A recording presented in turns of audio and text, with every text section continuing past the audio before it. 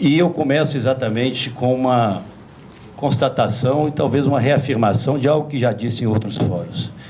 Eu, diferente de alguns brasileiros, não acho que o Brasil foi descoberto em 2003. Ao contrário, se nós hoje somos um Brasil melhor, um Brasil que avançou no campo social, um Brasil que se desenvolveu economicamente, é porque houve a participação de inúmeras gerações de brasileiros que nos trouxeram até aqui. E muitos estão aqui hoje presentes.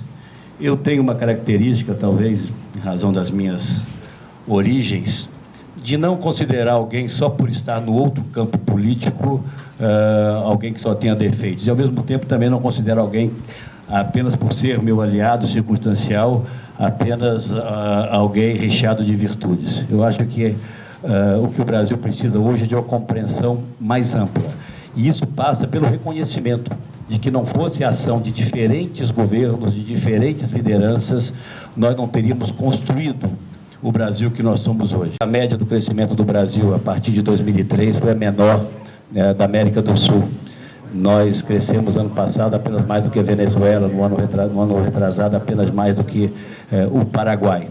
E um país das dimensões do Brasil, com o potencial do Brasil, com as condições que o Brasil tem, não pode se contentar com esse cenário absolutamente impróprio e desconectado das nossas potencialidades. Aquilo que me parece ainda mais grave, porque vem a emoldurar todo esse cenário de incertezas, a perda crescente da credibilidade do Brasil, seja junto a agentes privados internos ou agentes privados externos. E, obviamente, nós sabemos o quanto custou, pelo menos 14 anos, para que nós recuperássemos o nosso grau de investimentos e apenas 5 anos para que nós o perdêssemos. O atual governo demonizou ao longo dos últimos 10 anos as parcerias com o setor privado, absolutamente essenciais à construção do nosso desenvolvimento, principalmente a infraestrutura. Se curva agora ao final do governo a necessidade dessas parcerias, mas faz de forma improvisada e às vezes até envergonhada.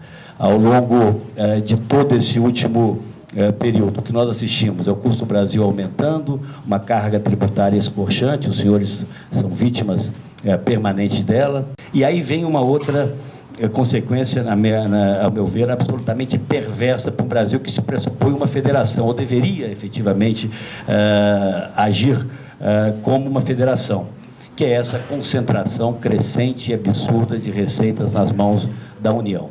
De federação, o Brasil, a passos largos, caminho para se transformar em um Estado unitário. Nós vemos perdendo ao longo do tempo competitividade e, infelizmente, no momento em que deveríamos estar aqui falando sobre produtividade, sobre competitividade, nós voltamos a falar sobre controle da inflação e garantia de contratos. Nós retrocedemos, a verdade é essa, a uma agenda de 10 anos atrás. Nós acabaremos com metade desses ministérios e vamos criar uma única secretaria extraordinária, para, no prazo de 6 meses, apresentar ao Brasil, inclusive tenho certeza que com a contribuição da Associação Comercial de São Paulo, uma proposta de simplificação do nosso sistema tributário.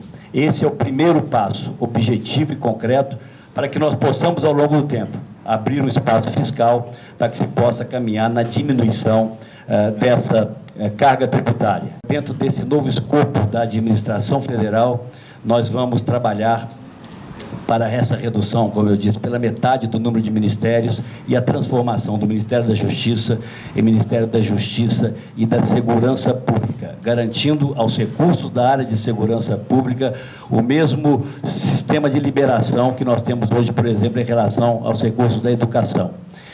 Não é razoável, não é justo, não é aceitável que o Estado brasileiro esteja sendo administrado de forma tão perdulária e tão irresponsável como vem ocorrendo em determinados setores.